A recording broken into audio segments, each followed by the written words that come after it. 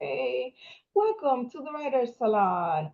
Um, so guys, Carolina is one of our long-time Writer Salon members. She's too grown now, so she don't even be coming into these writing workshops because that's what happens when you make it big and you publish a book and then you don't got time to come back. But then I be pulling her back. No, pero contigo To do siempre es un her boche, diablo, es un boche siempre. to do her Oh, so yearly nothing has changed. No, Nothing has changed. no, I thought Thanksgiving would have changed her, to you know, do her something. to do her like do your yearly contribution, come and give back to the platform and the people Pay my who tax. who have been here for you, right? And I say that because Carolina was like you folks, okay? She was trying to figure it out. She was writing, and then it was with me pushing her, like, where the hell is this book?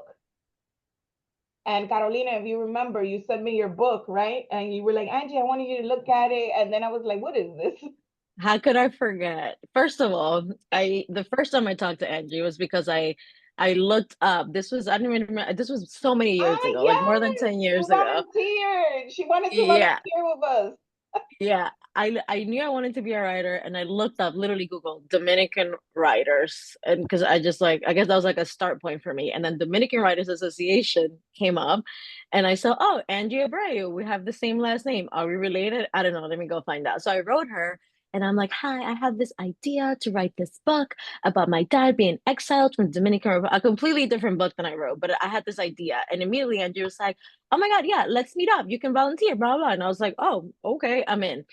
And that's how it started. Then we started the Dominican Writers Association. We met up exactly, I think, one time before the pandemic hit, and we had to move it to Zoom. It was like us and like maybe 8 other girls. Some of them might be coming today, and or maybe are here. I don't know.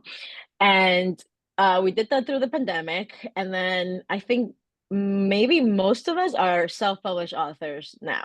So when I wrote my book over the pandemic, Speak English Here in America, the title, I this is it. Okay, you can't see it, whatever. I reached out to Angie and I was like, Angie, my book is done. I'm looking for an editor. And she looked at my book for exactly, I would say, 30 seconds. I was like, ¿qué es esto? ¿Y esto? ¿Cómo te voy a dar un libro que se llame Speak English Here in America and you don't even have a poem called Speak English Here in America? And I was like this, taking notes, taking notes. When I tell you that by the time I was done in that call, my entire like 3 pages were just full of notes. And I was like, I'm going to get back to you. I'll come back to you. Okay. She's like, yeah, okay, do that. So Yeah. I took my She time. wrote I this wrote more book, poems. and none of her poems had anything to do with her theme. And I was like, None. hazme el favor, Carolina, Yeah. please go back and add some more poems that have to do with, Hay que or tener change the title, tough skin. right? Because Yeah. if this is your title, where's the poems that talk about this, Mhm. Yeah. about your experience, right? My book had like 30 poems, and I ended up with like 3 pages in my table of contents. That's how much I ended up writing after she gave me ideas like, what about this? Write about this, write about that. Then Roxana ended up editing my book, and that was the best process ever. And then yeah, I published it, and I've been a Oh mom ever yeah, since. So I stopped showing up. she published it, texting me every day, like, what should I do? What's next? And I'm like, Carolina, I have an Did you read the ebook that guide? you could download that's gonna walk you through the whole self-publishing process, Carolina. And after you read it, if you still have questions, then text me. But otherwise, read the book, Carolina. I was so nervous. I wanted her to tell me what to do. I'm like, please just tell me. Like, I just want you to say it so I can go do it. And then it got done. It got done. It got done. She had her book launch. Everything was nice. Yeah. Um, And now and her hopefully book I'm is working on book wonderful. number two. It's a beautiful collection of poetry. So if you haven't purchased it, hit up Carolina to see where you can get a signed copy. Don't Oh, buy it don't from worry. I have Amazon. something at the Buy end. it Oh, directly from Carol. Oh, I have copies here too. okay. Buy it directly Everybody, from Angie then. there you go. Buy it from me because I have 20 copies of Carolina's book. But yeah, guys, that's the story. So I make people come back. I'm glad you Yes. survived that, Carolina. No. And I gladly come back. So I'm a mom now. I have a 2-year-old, and my life is very busy and very messy at the moment. Hopefully, I'm trying to start 2025 in a different vibe. But I'm here now. I'm so happy to end the year this way. And I'm actually like, I don't come back, but when I do, I'm like, why haven't I been back? You know what I mean? Like we still have our chat with the OG Writer Salon girls. Like we're all in touch. I think all of us use Roxana as our editor. There's a lot of Roxana love. She's literally at the end of the slide. I'm like, go talk to Roxana. I love her. She just published another book recently. And yeah, so my workshop today is called From Aquí to There, Authentic Storytelling Across Languages. In my poetry collection, not only did I use some Spanish, I made a few other decisions. I added a few short stories as well. And this might be controversial. I added a glossary at the end, but I'll talk about that as we go through the workshop. It's part of what I wrote in for the workshop. So okay, so this is me. I am Carolina. I am the self-published author of the Prose Poetry You Collection. don't need to say self-published. I am a published author. Thank you. You see? Okay? Boche. I am a published author. It doesn't matter how you publish. People are not going to look at your book and be like, did she self-publish this? No, I'm a published author. You know, Put it's it out interesting. there like that. No, that's interesting because I always correct myself and say self-published. Not, I'm like, is it That doesn't like, is mean that? you're any less than a traditionally published author. That just means that you took control of your art. Fuck yeah. Okay. I am the published author of the Prose Poetry Collection, Speak English Here in America. I just added a few fun facts. I have a 2-year-old and she is my entire life, my everything. She also is my biggest nemesis sometimes. I am a lover of secondhand fashion. I am the definition like of a Libra. Like if you read that, that's who I am and that's it, you know me.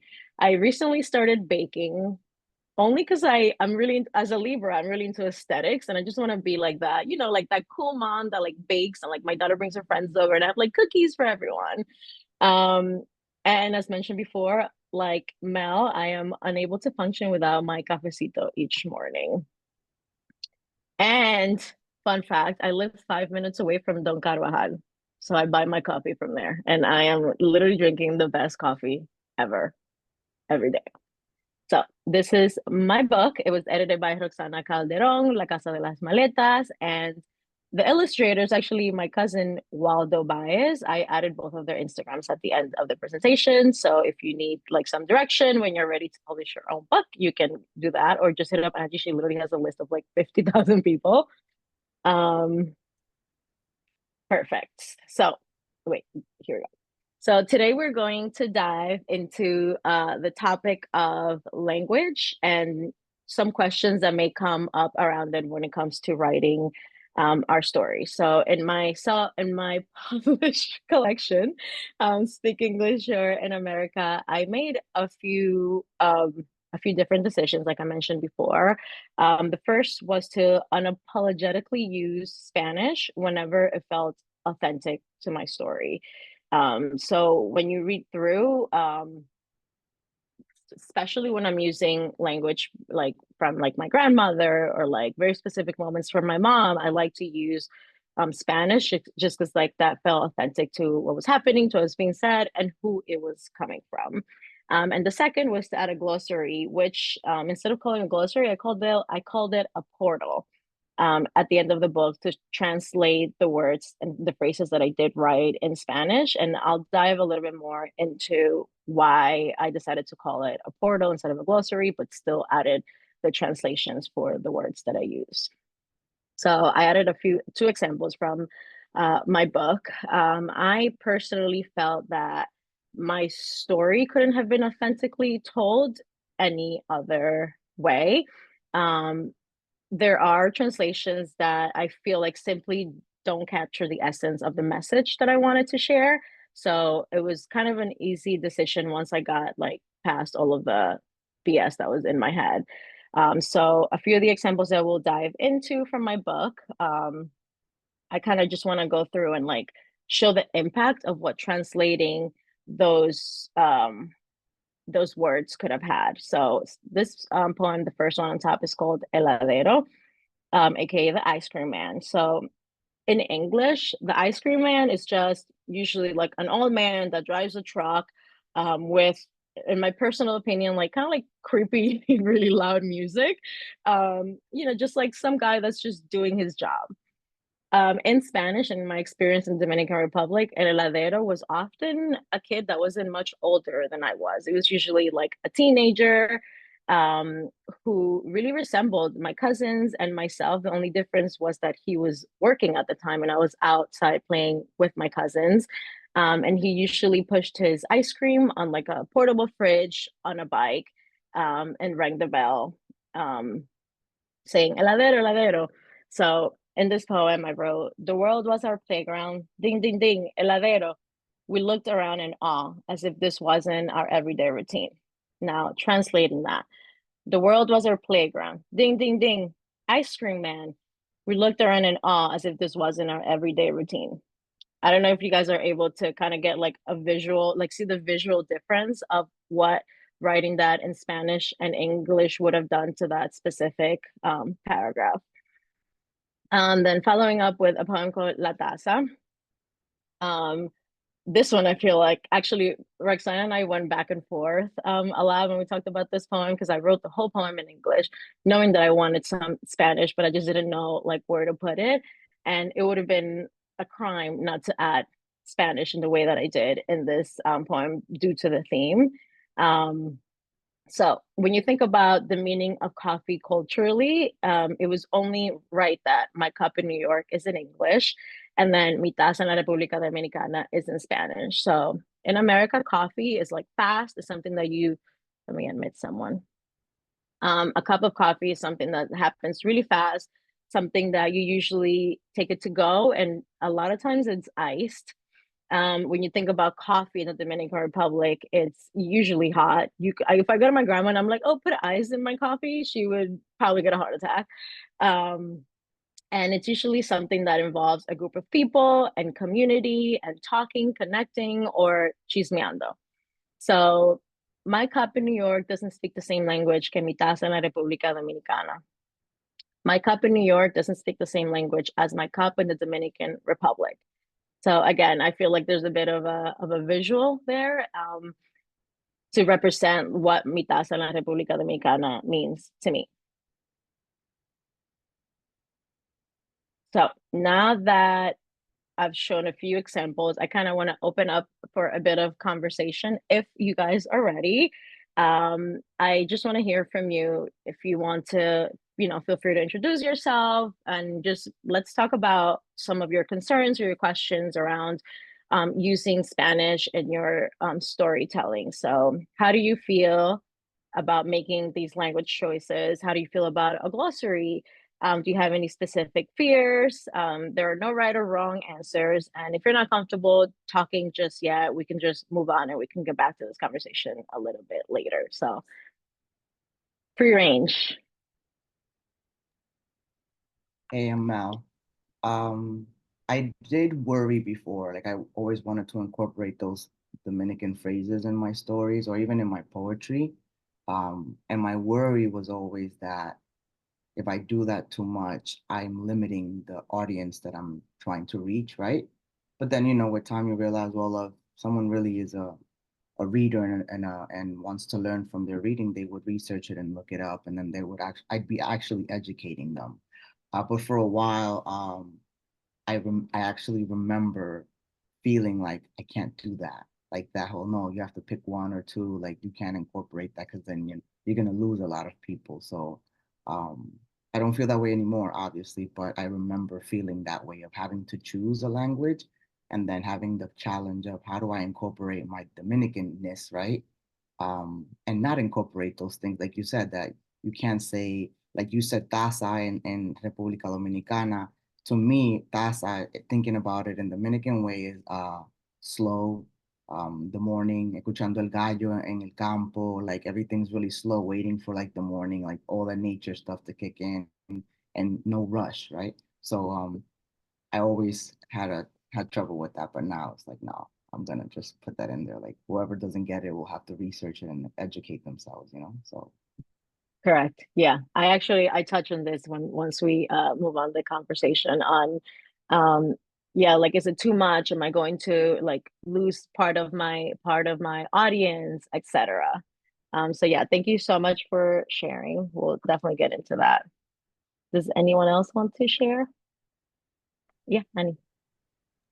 Hi everyone. So my name is Annie and I just wrote a book that's actually all in Spanglish. Like literally in the sentences, in the paragraphs, in the dialogue, the languages switch back and forth. So it was really interesting when you were speaking about like specific imagery for each word, because when I wrote the book, I was just writing off of instinct, like what would somebody actually say? What comes to mind? But now I kind of want to go back and like think about which language is better for each specific word. I mean, Mm-hmm. maybe a lot of work to comb through, but I like the idea of thinking about what what language has the most impact for each sentence. Mm-hmm. Yeah. And so something that I learned from Angie when I was publishing my book was that I felt like I had a timeline. It was a timeline that I had set for myself because I was self-publishing. There was literally no one waiting for me. So I put so much pressure on myself. I'm like, oh, it has to be done by this. It has to be done by that. And Angie was like, why? Like, why? I'm like, because I added pre-sales. Like people are buying it already. She's like, so what? If people are buying your book, send an email and say, hey guys, I'm delayed. Hey guys, I'm this. And I'm like, oh, that's a very easy option. And, you know, I did that. I wrote an email and I'm like, hey guys, I know I said that the book would be up by this date, but I'm delayed for XY reason. I don't even know if I gave them a reason. It'll now be this date. And then guess what? I had to delay it a second time. And guess what? No one took their money back. Everybody that had bought that book on pre-sale still bought that book. So if as you go through life, as you do workshops like this, if you something gets woken up in you and you're like, oh, I want to go back and revise that, that's only going to be to your benefit. Don't do it for the next 25 years if you're using that as a way to stop yourself from self-publishing the book, but definitely revise. I think I heard somebody Also, else that was about to go. Go ahead. adding to what Carolina said, at some point you need to be done with your book. Okay, you cannot have, I've seen people who have published their book take it down because they want to add stuff. Like, let it go. You have to let it go. Okay, once that book is done and your editor says that it's complete, like there's no more to it, right? Because during your editing process, they're also supposed to tell you whether the book is missing anything or not. Mm-hmm. Once that process is done, that's it. Let it go. This book now belongs to the audience that you wrote it for. It is no longer yours. Once the book is out in the world, it belongs to the readers, and the readers are going to receive that book however the hell they feel like it. So also, don't take offense into how readers receive your book, because people are going to tie in their own perspective, their own experiences, their own everything into your book. Mm-hmm. And not everyone is going to have the same opinion. Not everyone is going to like it. People are going to criticize it. People are going to love it. People are going to cheer you on, and people are also going to hate on you because you did this and they couldn't. And they've been trying to do this, and somehow you managed to figure it out. So Yep. you know, the whole writing process is one thing, and then once you put it out into the world, your book takes on another life. But you need to mentally prepare for that. Also, you never know what opportunities and what doors that book will open. I tell people all the time, we publish Malcriada. We are a small press. We published Lorraine. We were the first people to publish Lorraine. Lorraine did not want to publish Malcriada. She gave us another story. And I told her, no, that's not it. Malcriada is your collection that you should publish. And it took me and Sydney Valerio to convince her that she needed to publish Malcriada. And when she published it, the book went, you know, it just took off. Now Lorraine has a publisher, a literary agent, and she's represented. And guess what? I had to release her from her contract because now a major publisher wants to publish my triada. You never know. So when people also tell you just because you self-publish doesn't mean that you're ever going to get published traditionally, that's BS. I can name various examples of people who self-published successfully who went on to get picked up by a literary agent and a publishing house. Okay, so that's all possible. You never know where your little self-published book is going to take you, or your chapbook, if that's what you decide to publish. You never know, but you got to believe in yourself, put it out there, release it, let it go, and let the book do its thing. Okay, and I also wanted to add something to what Mel was saying before. Guys, you write for your audience. It doesn't matter if people are going to understand what you're writing. Who is your audience? Is your audience white people? Then write for white people. Is your audience other Dominicans that will understand your Spanglish and your Spanish or whatever the case may be? Then write for that audience. You cannot make everyone happy. You cannot say, oh my God, let me write this poem because somebody is not going to understand it. Let me take my Spanish out of here, whatnot. No, write how you want to write for the audience that you want to write for, because not everyone is going to be happy. And if somebody doesn't understand your stuff, they can go look it up because we do it, right? When we read something in a book, when there's, when we don't understand a word or whatever the case may be, we go look it up. We're not out here complaining, oh my God, you included another language. I don't speak that language. I can't read your book. No, they look it up. People look it up. If people are interested in what you're writing, they're going to look it up and they're not going to complain.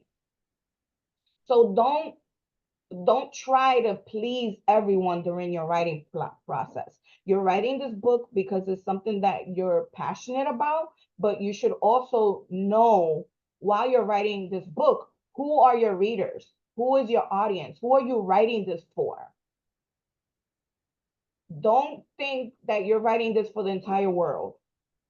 Your book has a very specific audience. And one way you could find that out is by using ChatGPT. Okay? Don't hate on ChatGPT. Upload your manuscript, upload what you've written, and ask it, who is the audience for this book? That went from and it is going to analyze it. Advice to like a commercial. Like that was It's going that to teach me analyze your skills. manuscript, and it's going to tell you who your reader is. And then you could ask it, where do I find these readers? And it will give you a list of where you will find those readers. If it's colleges, if it's elementary schools, if it's, specific programs or groups, if it's different states or whatever the case may be, you could ask it all those questions. Okay? If you want to learn more, hit me up. I'm not going to take more time from Carolina. Go on. It's me taking notes right now. I was looking through, I'm like, what workshop did I sign up for today? Eso es un embudo. Yeah, it actually about all the books that I've read where I had to like look up the words I didn't understand, and that's like so valid. But I want to say something about the glossary. I know that can be seen like that has lots of opinions behind it. But I love that you named it the book, and I could see myself doing something similar, right? And even like adding like a disclaimer of like why I added it, right? And kind of like expressing, right? You are entering this other world, right? Where people may or may not connect. I think about Dominicans that aren't as connected to us, to the island, that may want to learn, right? So I feel like there is an importance to it, but it's important on how you present it. Right. So I'll touch on that in a little bit, but that's part of the reason why I wrote a portal, because there's not the only people that don't speak Spanish are not just white people. There are Dominicans too that, don't speak Spanish that may actually benefit from the glossary. There are people from different places that don't speak Spanish that might relate to your story as well. So But even using the word portal, like how many times don't we get sad when we see like our nieces and nephews, right, that don't connect with bisabuela, abuela, because I'm like, it's so sad that you don't know this language because she has Right. so many stories. Like language is a culture. Language is also, like you learn the culture through the language. And when the kids don't understand who abuela is because she can't tell you, you miss it would be an awesome portal to get through so that you can connect to your culture. So I think the word is Exactly. Thank you. So these are some of the questions that I asked myself, and ultimately there were a few important factors that grounded me to write the book that I did. So these are just some of the questions, and these are only the questions relating to language. I had many other questions when it came to publishing my book. So should I just write it in English? I asked myself that so many times. Mel, I think you can relate to this. Should I just write it in English? Like, why am I complicating myself? When in reality, asking myself the question is what was complicating the process. Will writing words in a language not everyone understands stop some people from purchasing my book? Now, this question kind of just talks a little bit about what your intentions are for the book. Is your intention to sell a bunch of copies, or is your intention to get your story out there so that somebody that can relate to it will pick it up? Should I add a glossary? And why does this thought feel like a sin? I feel like the glossary conversation is multifaceted. It has there's a lot of layers. And it always just felt so dirty to think like, oh, do I want to translate it or not? And I will touch on this a little bit more. Does it really matter this much? Does this very small thing matter this much? And a question that I asked myself throughout my entire publishing process was, should I just not write the book at all? Should I just not do it? Should I just stop? So the answers. So for the purpose of this workshop, the answers are actually going to be more questions. There are 3 questions that help me access the motive behind my story, which ultimately led my path of authentic storytelling. So no matter what language I wrote it in. So I invite you to ask yourself these questions and sit with the answers outside of this workshop as well, just to help you decide how you can write your most authentic story. The first question is, does my writing feel authentic? So choosing the language that you write your book in should be probably one of the most authentic things that you feel. So when deciding on language, you should think about how to maintain the authenticity of your characters, your themes, your story, whether fictional or non-fictional. So you're not just only making a decision on language. You're thinking about, if you're writing a fiction, you're thinking about your characters. How does my character feel the most authentic? Is it by using English? Is it by using Spanish? Is it by using Spanglish? Is it by whatever?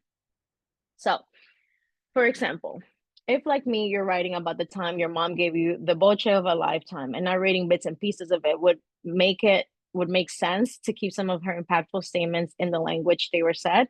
So I'm going to explore that by reading this poem from my book. It is called Generational Traumas. Someone is coming in. Oh my God, there's so many Abreus. Okay. So here we go. Generational traumas. Dear Latinas, let's forgive our mothers. Let's go back to admiring them and loving them the way we did before we told them we were ready to fall in love and they became hard and strict. When at the same time their heart jumped and remember every single heartbreak they experienced and tried to protect us from by telling us, "Tú no te sabes lavar el culo bien."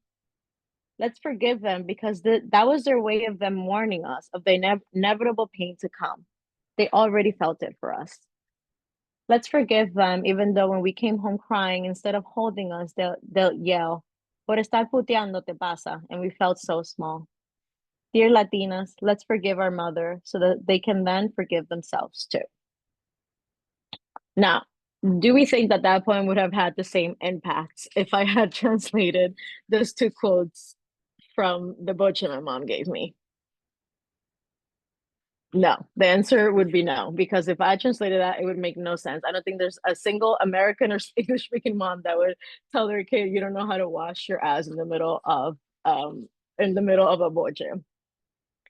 So I have a little bit of a writing prompt, and we'll take I think we have time. We can take like 10 minutes to write on this one. And the writing prompt reads, Think about a character from your story or someone from your real life whom, if censored or forced to only speak English, simply would not be the same. What parts of their personality or story would change? Would anything remain the same? I think that's what I meant to write.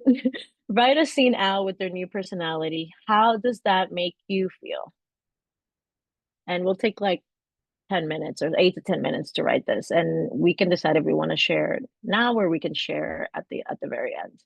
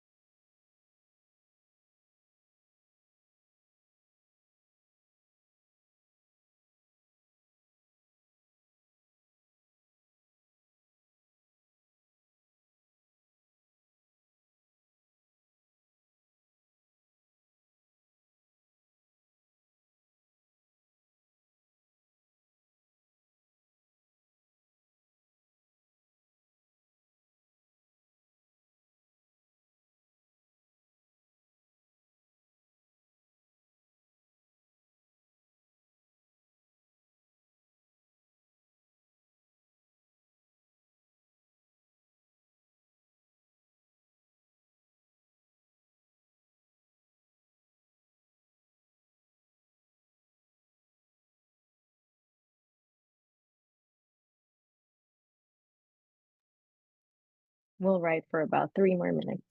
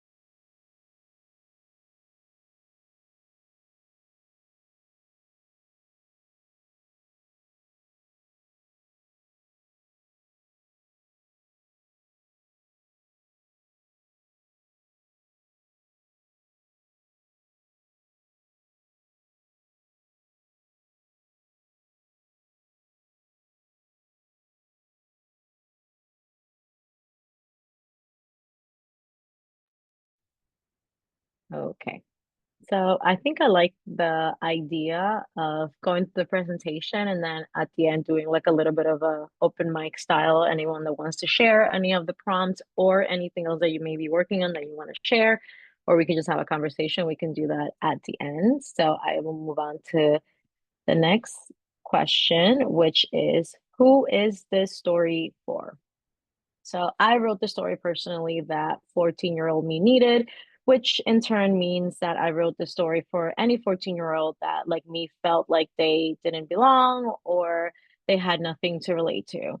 So for me, this meant writing about my family trauma, my dating mishaps, how much it felt like I didn't have a place, the experiences that shaped me before I came to this country, and the phrase speak English here in America, which shaped so many of my earlier years. So the audience that I wrote this story for would definitely benefit from the authenticity of the languages that I chose. And in my book, I have a few poems that reflect this, but I'm going to read one of my favorites, and it is called As Long as I Speak. I've always been sensitive, but never more than I am stubborn. The day I heard the words speak English here in America, I made a choice.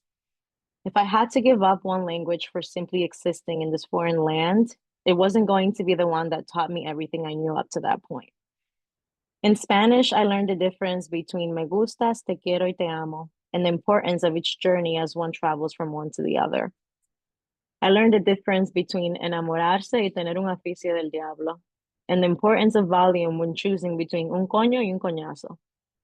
In Spanish, I learned that sometimes all you need to communicate is your body as you sing along to a bachata, feeling a heartbreak that isn't yours. Trading my native language for one that uses the word cricket exclusively to describe the insect and its spots only for cooking, it's not an option. I'll be damned if I only speak English just because I am in America. And so the writing prompt for this one reads, write a love letter to your audience. What do you want them to get out of reading your story? How do you want to make them feel? If you don't have a story just yet, write a love letter to the writer in you. Why do you want them to write this story? What are the obstacles? And again, we'll do 8 to 10 minutes and I'll come back.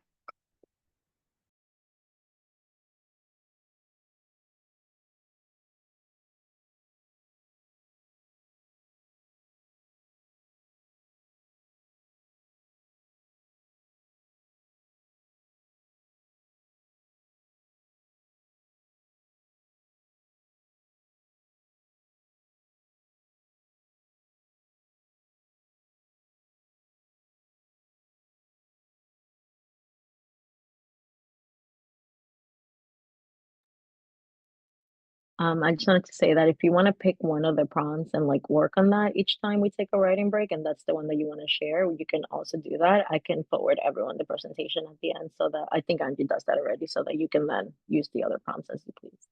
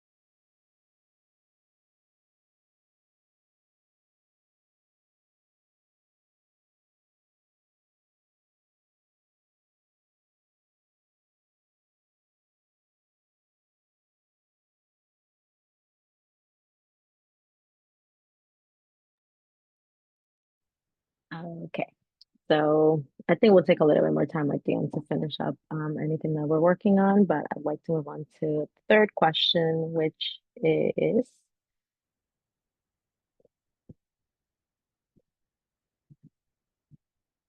what are my intentions? So for this one, I actually did want to focus on the glossary slash portal. So when I was deciding if I should add a glossary to my book, I quite literally had nightmares about it. I made this decision so much more complicated than it needed to be. I literally surveyed like my friends and my family, and everyone happened to have completely different opinions. Some of the popular opinions for not adding the glossary was, you shouldn't have to translate yourself or your experience. If someone really wants to know what you're writing, they would put the extra effort to look it up. Another one was, maybe your audience is not for people that can't understand what is being said. Excuse me. And this is your book. You should write it as it is without needing to translate the things that happen as they were written. So ultimately, I had to focus on myself. I had to ask myself, do I want to add a translation? So for me, the answer was yes. I ended up adding this glossary that I called a portal, because I wasn't necessarily translating my experience. I was more so creating an entryway to welcome in anyone and everyone that could relate to my story. So this ties back to the question of, who did I write the story for? I'm Dominican. My experience happened in English and in Spanish, but that doesn't mean that there isn't someone out there that speaks another language that is having an almost identical experience as mine. So I wanted my book to be for them too. Once I got in touch with what my intentions were, it was almost a no-brainer that I would be adding the translations at the end of my book. I feel like this also answers the second to last question. Does this really matter that much? Yes, and also no. Yes, because it does tie up to what my intentions are, who my audience is, but also no, because it's your book. And like Angie said, write it however you want to. People are going to receive it how they're going to receive it. Some people are going to enjoy the fact that you have a translation or glossary, and other people are not going to enjoy it. So I wanted to actually go over a few of the words that I added to my portal, just because I feel like it was so helpful in adding context and honestly a little bit of humor to my book, which is kind of a theme throughout the book. So one of the words was la salonera. So I didn't just write salonera means hairstylist. I wrote the hairstylist. Back home, la salonera was a family friend who would show up around 9 a.m. right on time for the morning coffee and didn't leave until 7 p.m. after dinner. In that time, she would do everyone in my family's hair. The women would get their hair dyed, cut, styled. The men got haircuts. The kids would get blowouts, and if we were lucky, we would get one highlight here and there. Another one was, tú ni te sabes lavar el culo bien. You don't even know how to wash your behind properly.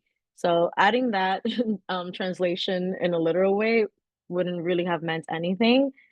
So I added, this means you haven't acquired basic life skills yet, and this means that you aren't prepared to do the same things that adults are allowed to do. I have a poem where I talk about jabón de cuava.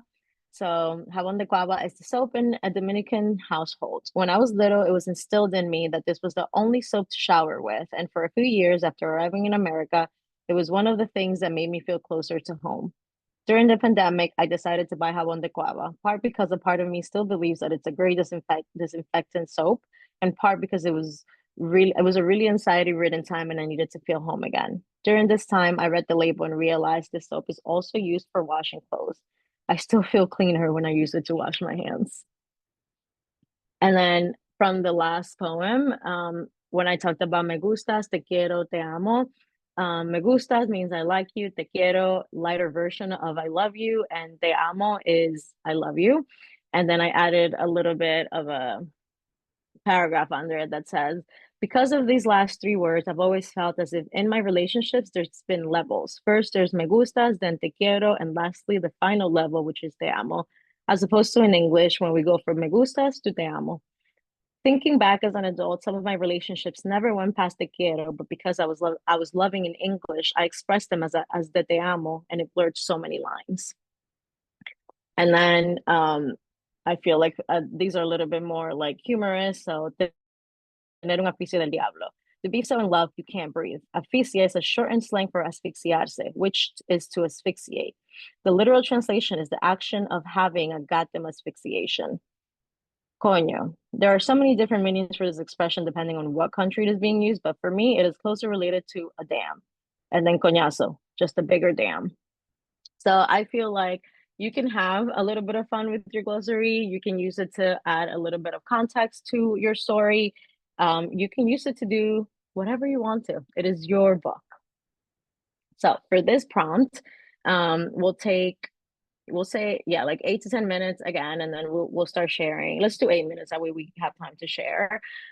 So write an interaction between you and someone who speaks a completely different language that you do not understand. Describe what you're understanding they're trying to tell you through their bodily movements, the tone of their voice, and how they're looking at you.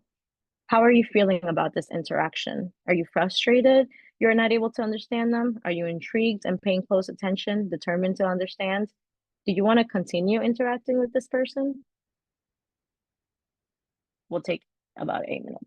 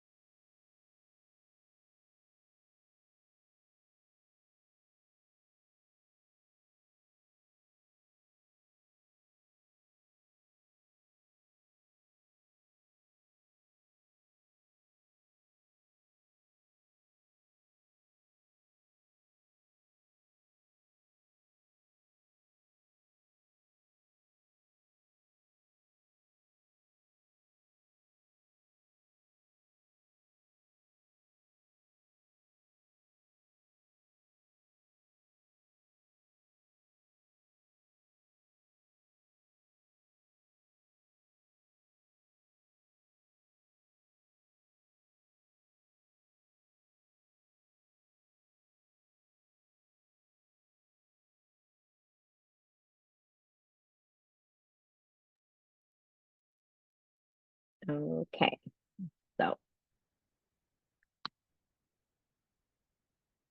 this keeps going back. Here we go. So if you've listened to anything that I've told you today, that I tell you today, let it be. Do not let semantics stop you. The first step to writing an authentic story is, you guessed it, writing the story. So this process of publishing a book, just of writing and sharing my writing in general, is not something that came naturally to me. So writing comes naturally. I can do it all day long. The sharing part is the one that gets really scary. And I've always been so grateful to have this community, to have the writer salon, to really get me started and to find the support that I've always needed. So I am so grateful that you guys we're all here today. If you guys have any questions or you just want to keep in touch with me, make sure to follow me on Instagram. Today's Carolina. Hit me up on my DMs. I want to correct this. It says that if you want to buy my book, you can search Speak English Here in America on Amazon. You can actually just DM me and I can get the copy to you. I'm taking Angie's Boche live. So yeah, don't buy it on Amazon, just reach out to me. If you want to know more about the editor of the book, it is Rosana Calderon at La Casa de las Maletas _ my illustrators, Waldo Baez, at Waldo Garabato. And I would love to, do you guys need like more time to finish any of your writing, or do you want to just like jump right into a conversation and sharing your writing from the prompts, or how do we want to do this? Are we ready to share? Mel's ready. I have a question about book buying. Yeah. I'm not like the biggest fan of Amazon, but I know like Dominican Writers has the Amazon shop. Does that when you buy a book from the Amazon shop, like through you guys, does that money go to you or does it go to like Jeff Bezos? Angie. So our Amazon shop is an affiliate. So every time you buy a book, we get a % of that. Okay. And the reason why we have I'm not a big Amazon shop, but the reason why we have an Amazon shop is because a lot of our Dominican writers that reside in DR only publish on Amazon. And that is the only way that you will be able to purchase their books. Perfect. Right? Also, there are people who don't promote their books on their social media, who don't have it in any other platform. So you also won't find their book on bookshop.org as well, where we are an affiliate on Bookshop as well. So every time you buy a book from bookshop.org, we also get a percentage. So if their book doesn't appear on Bookshop, it's likely it'll only be on Amazon. And then that means that it's the only option you have. You'll see that those lists are different. You don't see the same amount of books on Bookshop as you see on our Amazon list.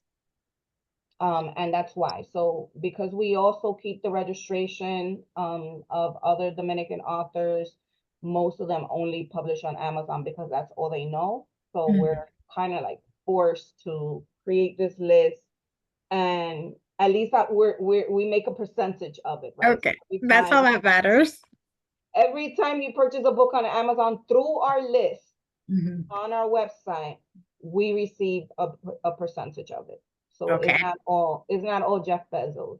Okay, perfect. I just wanted to make sure you guys were getting it. And we're also a bookseller now, so we're slowly adding books to our personal bookstore on our website. So now you'll be able to pre-order books directly from us, and you'll get them from us. Because within the last year, I've been working on becoming a bookseller. And we finally got that out the way. So you'll see some titles added there as well, guys, as titles that I get from DR. That you will not find anywhere else, only through our shop. So for example, there's Siendo la Dominicana, which was recently translated to Spanish. It's only available for sale on our store. And the book Chapeo by Joan Mijail, which is a wonderful, wonderful poetry collection, and I highly recommend, is also only available on our shop. Okay, so check out all three of them. all 3 of them, the money goes to DWA. Okay, and since you want to donate, Tuesday is Giving Tuesday. That's So right. we'll be sending out an email if you want to continue supporting the platform and everything we do. I will be including a list of how the platform has been growing and how your contribution helps every single aspect of the work that we do. So I appreciate you all. And go ahead, Carolina. If no one has any more questions for me. I'm excited to hear. Does anybody want to volunteer, Mel, to go first?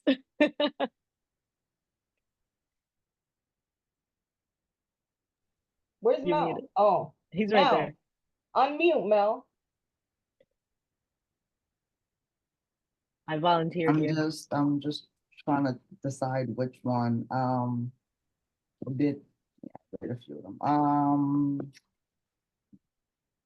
I guess I'll start with the first one about what's it called?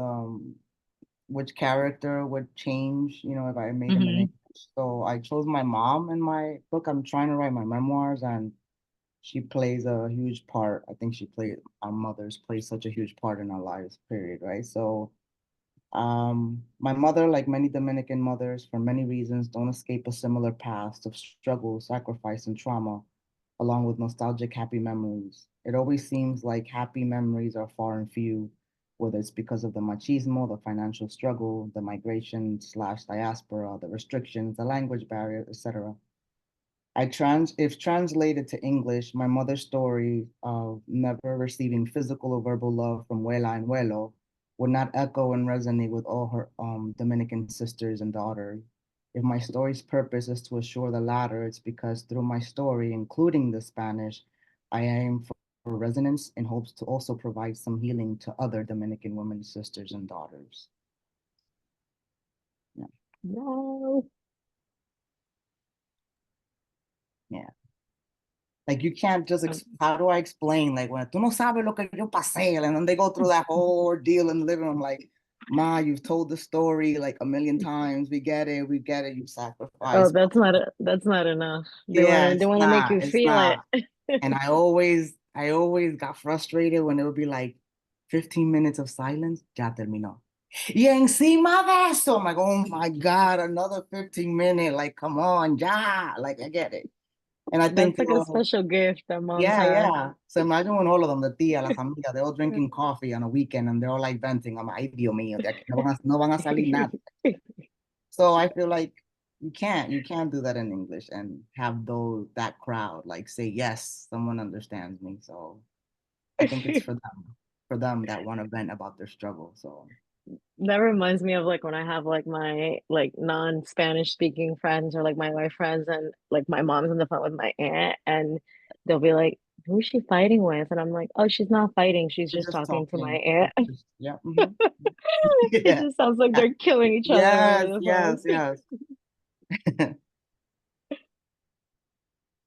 Yeah, I'd like to. anyone? Yeah.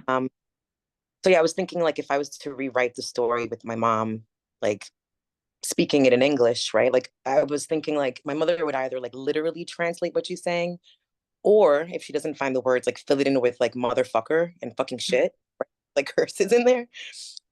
So I wrote like even in the beginning, like, oh Leslie, pick up the house, right? Like it would be like, I Leslie, like that even sounds really different.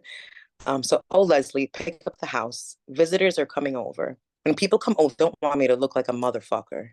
Fucking shit. Your brothers are still sleeping. You know how your Aunt Rachel is. Mom, she's just like you. I'm not a shit eater like her.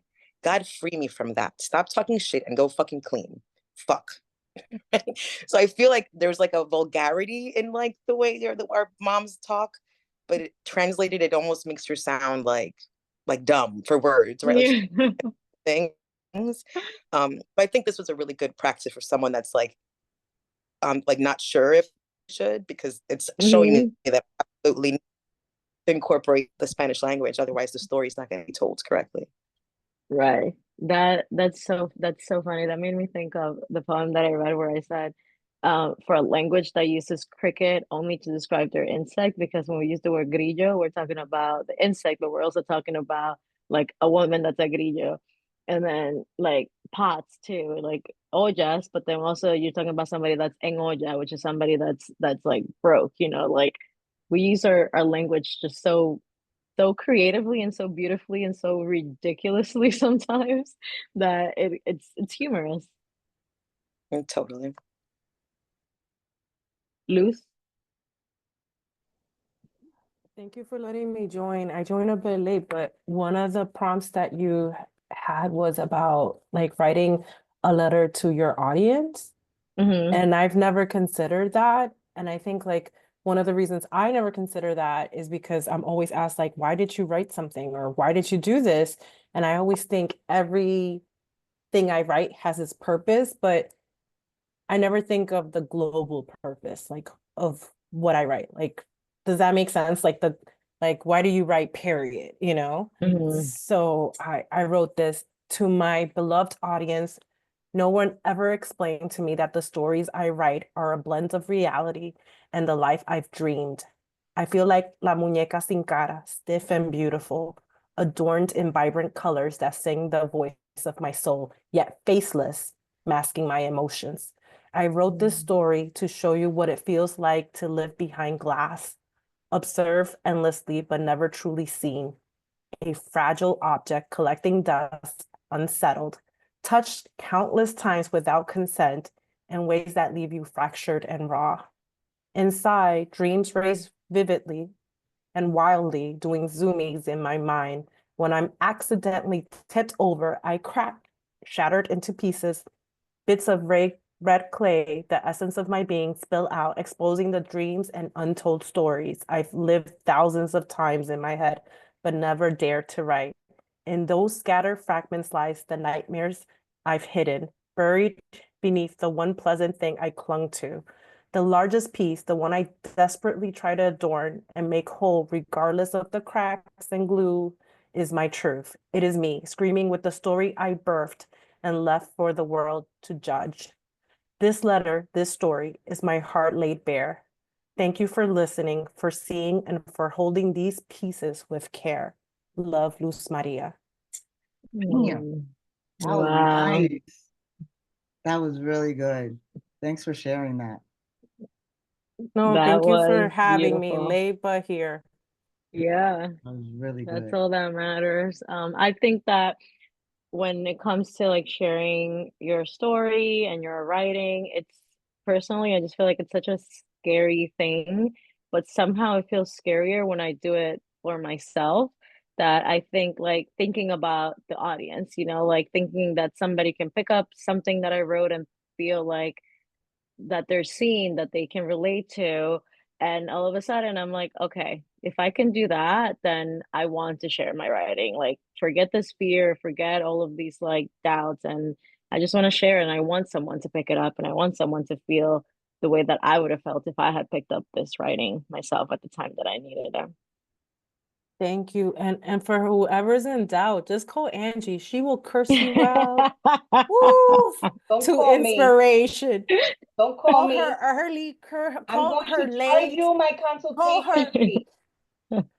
She charges you therapy fees. She just never sees the chelito because I tell her I got you next week. But call Angie. Is everyone done sharing? That's it? Why we have so many Abreus up in here? I know, that's what I said before. Is I that just your kept seeing them family, like, Carolina? no. It Well, is not the that I know of. 26th Hold most on. popular Let last me- name. So it's Is pretty it? popular. It's like number 26. So I had to Google it. I'm from La Vega, and I feel like everybody from La Vega is Abreu. So maybe I have that's to represent. That's hilarious. I didn't know But that. guys, my Abreu is an adopted Abreu. My stepfather gave me his last name, and his family is from San Francisco de Macorís. Oh. So it's not by blood, it's by adopted family. That's it. Nobody else is sharing? Abreu. I don't mind Leslie, sharing. you don't got nothing to share, Leslie? Jennifer? I shared already.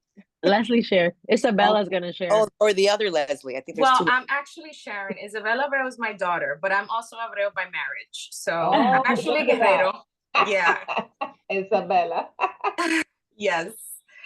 So allow me, I have the what are my intentions prompt.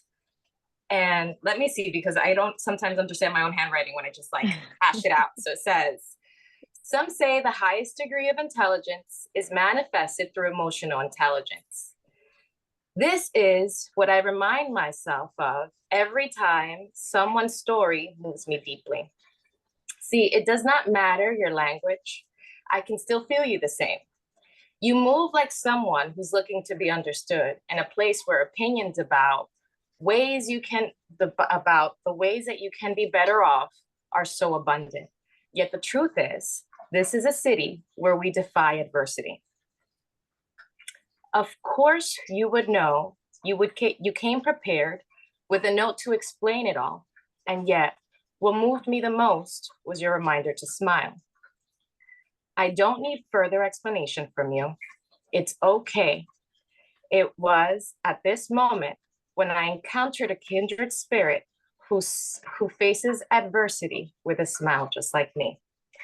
So this bit was in reference to a train ride I took with my daughter, where someone came on the train, and it's like throughout the trip, maybe like even more in recent days, I've noticed that there's more people on the train expressing their circumstances.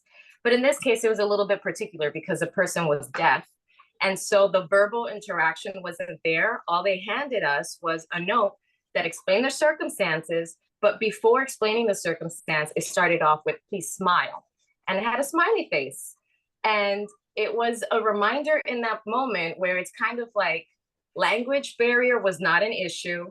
Circumstances were not an issue. The only thing that really resonated was the fact that we both understood that in the face of adversity, you can still choose to smile. Wow. And I feel like that is like the perfect example of how if somebody's going to read your story, they're going to read it, whether you translate it or not, whether you write it in Spanish or not, whether you do Spanglish, add some Spanish words. It's who the person that's going to read your story is going to read your story. So that is so creative that they did that. That is genius and so beautiful. How are we feeling? Are we feeling like sharing some more? Do we want to share some feedback about the workshop? So maybe I'll come back sooner than a year. I could share a little bit. Yeah. I want to warn other girls like me that they are beautiful and their spirits are sacred, but people who want to use it for their own means and not value them, to stay away from people who want them to shrink, to talk lower, to be less bright. There are people out there who will take if you let them. It's a part of prompt 2. Mm-hmm. Thank you. Yeah. Thank you so much for sharing. I think it's the most important to get in touch with like who you're writing for. And that I feel like that'll just immediately guide you over to your intentions. And I feel like in everything in life, it's so important to just be in touch with your intentions, while you're doing what you're doing, and just being in touch with yourself and everything that you do. And if you have any questions, you reach out to Angie. I'm just kidding. I do want to make myself available for like if you guys just have any questions about publishing or writing, if you want me to look over something, that's something that we used to do here at the writer salon. We actually ended up with a group chat where whenever one of us writes something, we just throw it in the chat and we're like, hey, can anybody review this for me? So this is like and actually like support each other, like everyone that's here, like follow each other, drop your ads on the chat, and let's all be in touch. Somebody had a raised hand and I talked over them. Kimberly? I do want to share, but I think it's like closing, so maybe No, next no, time. no. But Please share. Please share. okay. So this is I have to confess that this is one of the first time that I'm writing in English. So thank you very much for pushing me to do that. So let's see how it goes. Mom is nervous. She's coming to see me. But furthermore, it's going to be her first time in New York. I know she doesn't tell me how she feels because she has this serenity within her that reminds me to every tree in Central Park. Just like mi abuelito, who told me he was this tree hecho de madera de arce. The airplane just landed. My mom needs to pass security, but she doesn't know English. Well, I practiced with her many times and she needs to answer. I'm attending my daughter's graduation. We also practice. My school is called CUNY. I hope she doesn't forget that. She has the address written in a paper, so I'm sure she will be just fine. It's been an hour, and I see my mom coming through the door. Mamá, ¿qué pasó? I ran to her and hug her and ask her, Mamá, ¿qué te dijeron? My mom answered, me preguntaron algo, pero les dije no English. And then I gave them the paper with your address. But ellos me preguntaron algo, pero les dije no English. They told me something about escuela, so I answered CUNY and no English. That's it. So it's just a reminder that mom can always do things. She always can do things. But it's also this type of like, when I go through security, I'm always worried about all the many questions that they are going to answer me because I know that I can't actually answer in English. But how vulnerable was my mom that she was even not worried about anything. She was like, no English, CUNY, no English, the address of my daughter. So thank you very much for pushing these boundaries and for, like I did have this memory. And I wrote it. Thank you.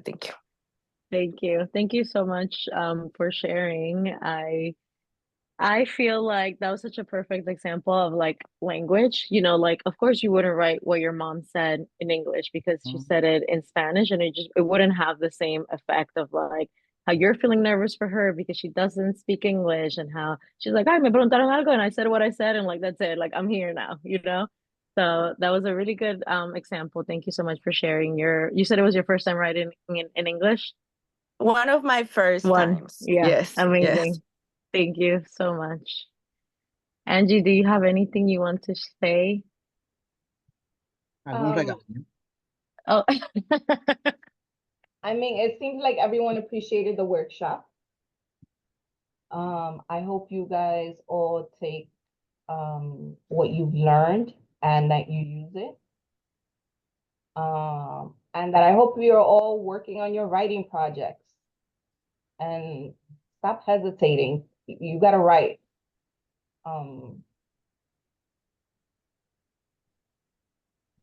There's something else I wanted to say.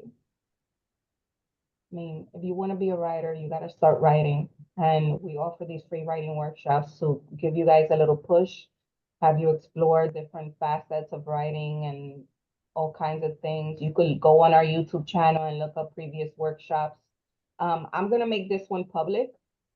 Usually we don't make our writers workshops public because our writers share vulnerable and private things, but this one I'll make private, so you'll be able to go back and look at it. And I think Roberto's workshop on essay is public. Elizabeth did a great writing workshop recently on how to start your writing.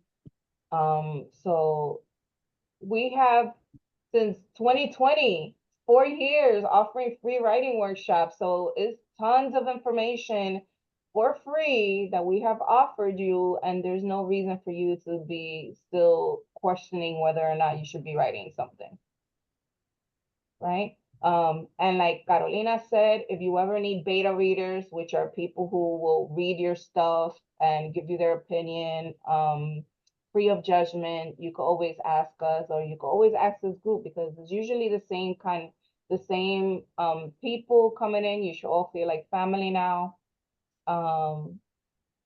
And don't feel like you can't share it. I'm always gonna give you the real. So if you are wanting to hear the real and you're ready for it, share it with me. If not, don't bother because you're gonna get your feelings hurt. The real is so important. My book wouldn't be here if I didn't I get the have real. no, I like to be honest with people and I try to find the best way to tell you whether your writing needs improvement or whether you should fix something or whatnot. So if you're ready for that, then you share it with me. If not, don't. And I won't take it, and I will not take it personal. Also know that I manage this platform and I don't have time to read everything. So if at some point you feel like, oh, she's not reading my stuff, it's because I don't have the time. Okay? It's because I don't have the time. It's not personal, it's just a lot with managing the platform, but I could always get somebody who's an editor or who has a lot more expertise than me to help you with your manuscript. I could just tell you from a reader's perspective what people are looking for, about the publishing aspect of it, aesthetically, about the marketing and promotion, about pre-ordering and all that stuff. That's me. Other than that, I'll hook you up with somebody who can do better for you. Okay. Oh, I put the link in the chat for purchasing the book straight from our website, and I'll ship it to you with bookmarks and little DWA things that you're not gonna get from Amazon. So you could purchase it via that link in the chat.